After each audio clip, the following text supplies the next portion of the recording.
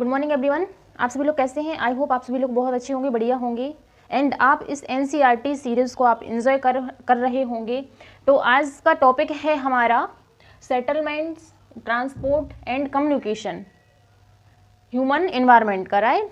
तो ये human environment में जो आता है सेटलमेंट, ट्रांसपोर्ट एंड कम्युनिकेशन, उसके बारे में हम आज डिस्कस करेंगे। कुछ बेसिक टर्म्स हैं उनके बारे में हम डिस्कस करेंगे एंड ये हमारा है चैप्टर 7th क्लास की ज्योग्राफी बुक का, राइट। इसमें कुछ हमें टॉपिक्स आज डिस्कस करने हैं।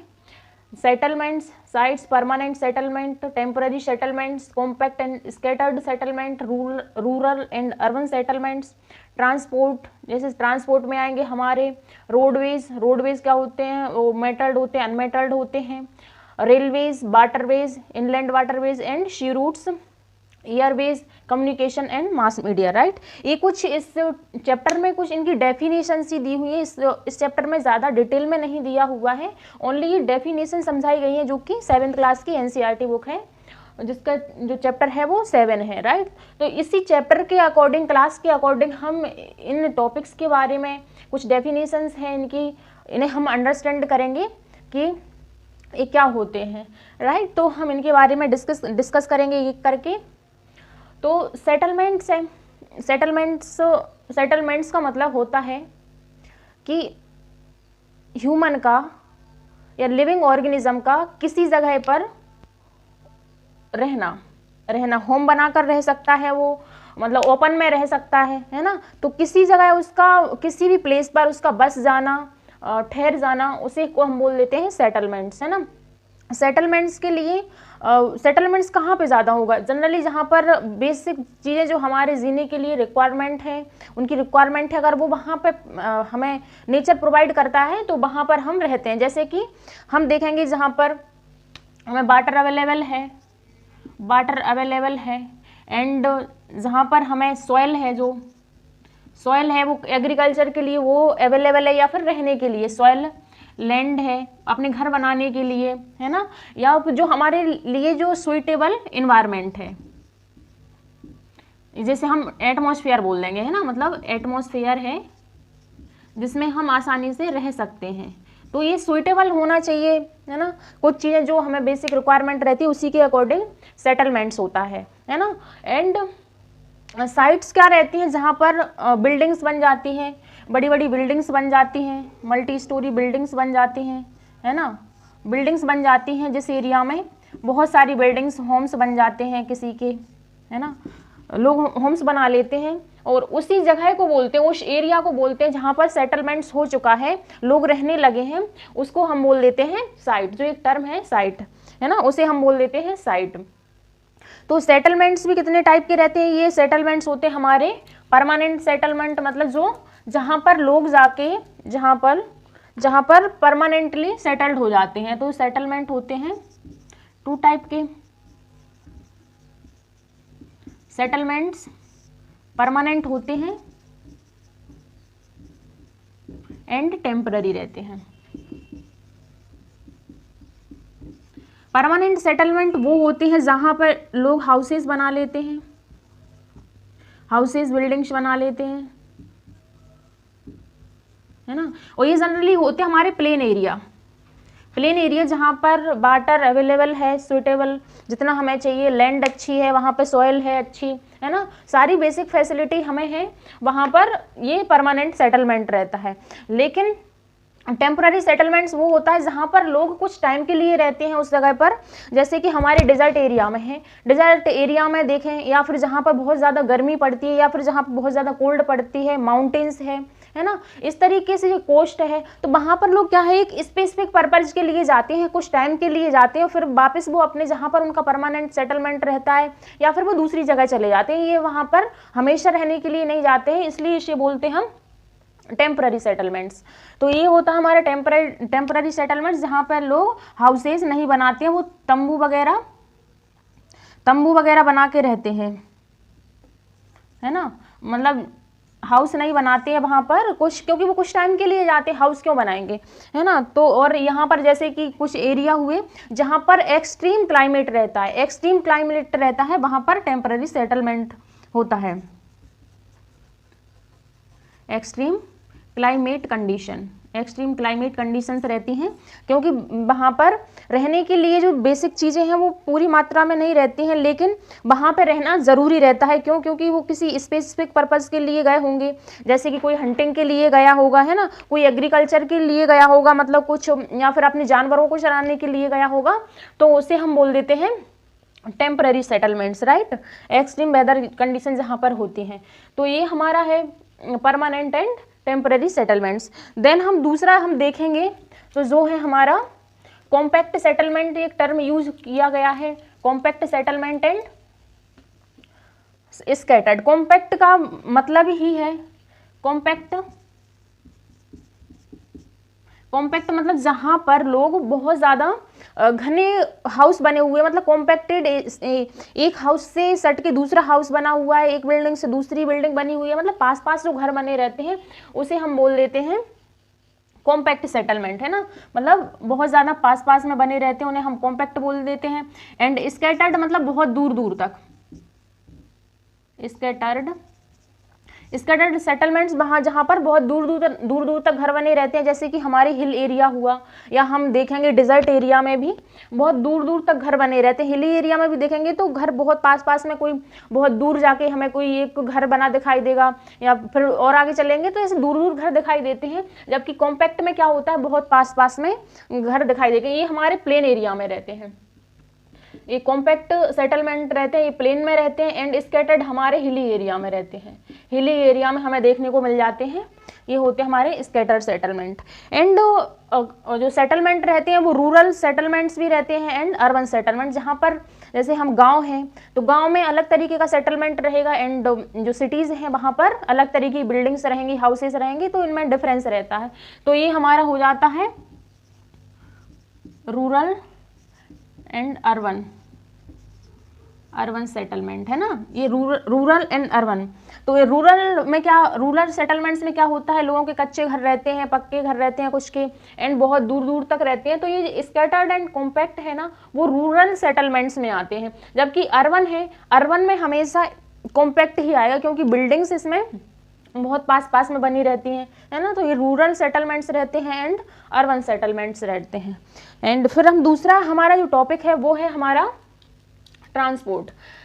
हमें एक किसी भी चीज़ को, या हमें खुद ही अगर कहीं जाना हो, एक जगह से दूसरी जगह जाना हो, या किसी चीज़ को पहुंचाना हो, तो हमें ट्रांसपोर्टेशन की ज़रूरत पड़ती है ना, ट्रांसपोर्टेशन की ज़रूरत पड़ती है।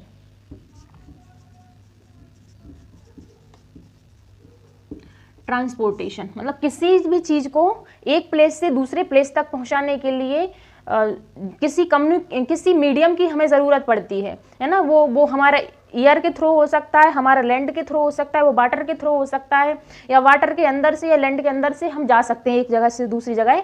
तो वो होता है हमारा ट्रांसपोर्टेशन, है ना। पहले क्या होता था, पहले एनिमल से भी ट्रांसपोर्ट किया जाता था कुछ चीज़ों के लिए। आज भी हम गांव में जब देखते हैं तो वहाँ पर एनिमल से भी कुछ चीज़ों को एक जगह से दूसरी जगह ले जाया जाता है, राइट। एंड तो ये ट्रांसपोर्टेशन है वो कितने टाइप के रहते हैं हमारे, वो हमारा रोडवेज है, वो हमारा रेलवे आता है, रेलवेज है, and roadway, railways, waterways and Airways. इस तरीके से हमारे जो मीडियम है वो है हमारे 4, रोडवेज आएगा, रेलवेज आएगा, वाटरवेज आएगा एंड एयरवेज। तो हम किसी चीज़ को एक जगह से दूसरी जगह हम रोड के थ्रू ले जा सकते हैं, रेलवेज नेटवर्क के थ्रू ले जाते हैं, एंड वाटर के थ्रू एंड एयरवेज के थ्रू, है ना। तो रोडवेज हैं, जो रोड्स हैं हम देखेंगे तो ये रोड हमने देखा है कि हमारे गांव में अगर हम जाएंगे तो हमें जनरली देखने को मिलती है, वहाँ पर कच्ची सड़कें रहती हैं, अनमेटल्ड रहती हैं, जिन्हें हम कच्ची सड़क बोलते हैं। एंड कुछ वहाँ पे हमें आज कल देखने को मिल जाती है, कुछ डेवलपमेंट हुआ है तो वहाँ पर पक्की सड़क भी देखने को मिल जाती है। तो रोडवेज रहते हैं वो मेटल्ड रहते हैं एंड अनमेटल्ड भी रहते हैं। अनमेटल्ड है ना, अनमेटल्ड रहते हैं। तो कुछ कच्ची सड़कें रहती हैं, कुछ पक्की सड़कें रहती हैं। हमने ये जनरली कच्ची सड़क हमें देखने को मिल जाती है, वो हमारे रूरल एरिया में देखने को मिल जाती है। एंड दूसरा है हमारा रेलवेज। रेलवेज है हमारा, रेलवेज आप एक्सप्रेस वे है, बहुत फास्ट एक्सप्रेस वे हमारी मतलब कंट्री ने and all over the world development railways का बहुत ज़्यादा हो गया है। तो हमारी कंट्री में भी जो दुनिया में जो सबसे जो लार्जेस्ट रेलवे नेटवर्क है, उनमें से हमारे इंडिया में भी बहुत ज़्यादा रेलवे नेटवर्क पाया जाता है, राइट। हम देखेंगे कि तो कहीं पे भी जब भी ट्रांसपोर्टेशन होता है तो रेलवेज के थ्रू होता है। रेलवेज में आदमी भी, लोग भी ट्रांसफ़र करते हैं एंड एक जगह से दूसरी जगह मटेरियल्स भी, गुड्स भी ट्रांसपोर्ट किए जाते हैं। ये जैसे एक्सप्रेस वे चल गए हैं, है ना, हम देखेंगे। एंड है हमारा वाटरवेज।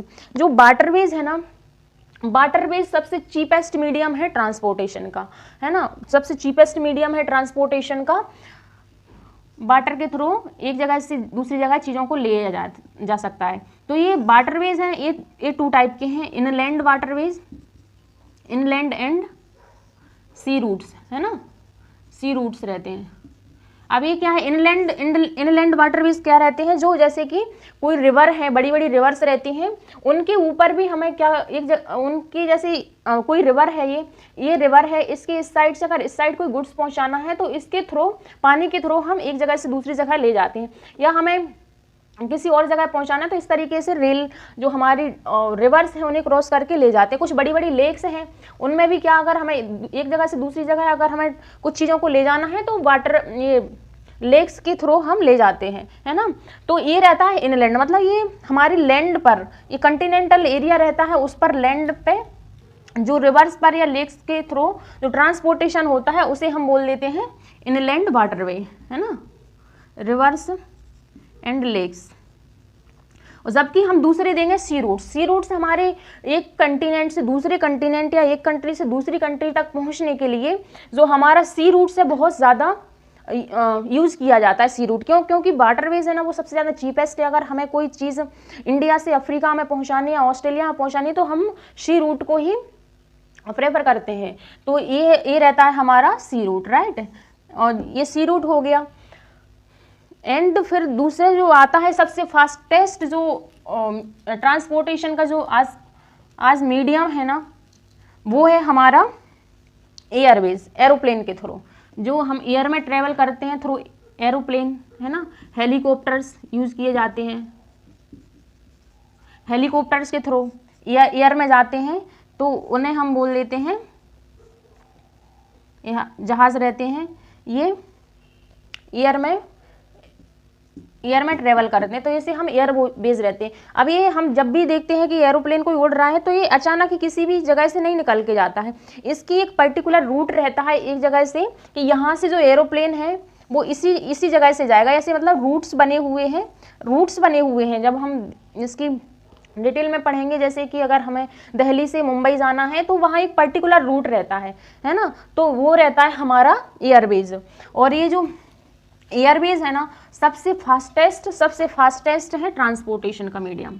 फास्टेस्ट ट्रांसपोर्टेशन का मीडियम है, वो है हमारा एयरवेज, है ना। और ये वाटरवेज के लिए क्या है, बहुत सारे जैसे कंट्रीज हैं हमारे इंडिया में भी। तो जैसे ही ये कोस्टल एरिया है, जैसे हमारा ये इंडिया है, तो अगर कोई ये सी है, सी से कोई शिप आएगा तो इधर जो हमारे लैंड वाले एरिया में यहाँ पोर्ट पाए जाते हैं। इस कोस्टल एरिया में पोर्ट पाए जाते हैं, जहाँ पर जो शिप आते हैं, जहाज आते हैं, बड़े बड़े गुड्स लेके, वो इधर इस वाले एरिया में मतलब एक कंट्री से दूसरी कंट्री में पहुँचा देते हैं। तो यहाँ पर पोर्ट बनाए जाते हैं, है ना, पोर्ट बनाए जाते हैं, जिसके थ्रू हम किसी भी चीज़ को हमें एक कंट्री से दूसरी कंट्री या दूसरे कंटिनेंट्स में पहुँचाना है, उसे हम ट्रांसपोर्ट करते हैं। तो ये था हमारा ट्रांसपोर्टेशन सिस्टम। एंड दूसरा है हमारा कम्युनिकेशन। कम्युनिकेशन है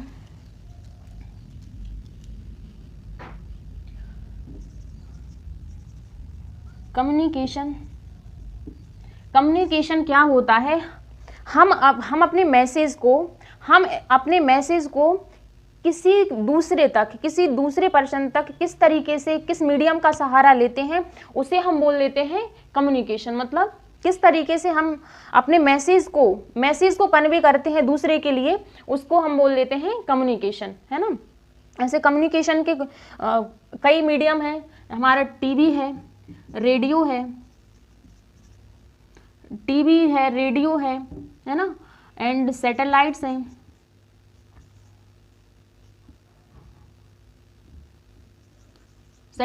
हैं, एंड वेरियस मीडियम हो गए। आज मोबाइल्स हैं, जो सबसे ज़्यादा आज यूज किया जाता है, मोबाइल्स हैं, है ना।